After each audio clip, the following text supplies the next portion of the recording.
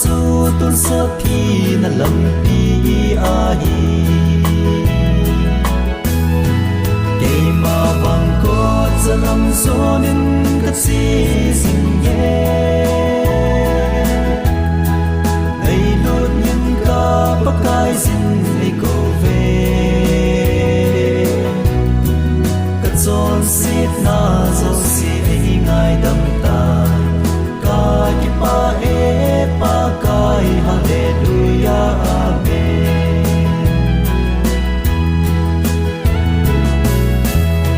xin thu pathin tam pi me san na dang ka ki sim pathin chun mit ni khut ni keng ni nei sin sat lo thei lo pathin chun to ga nei lo ding ke ma bang ko zanam zonin kat si sing ye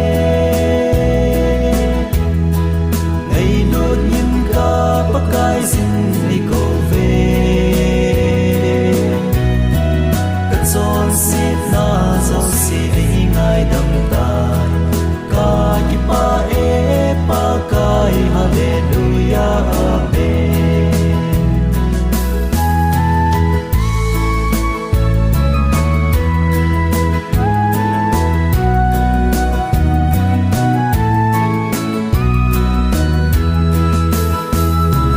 van noi nut sa na ka na holin sit na lampi ka zo jing lai jing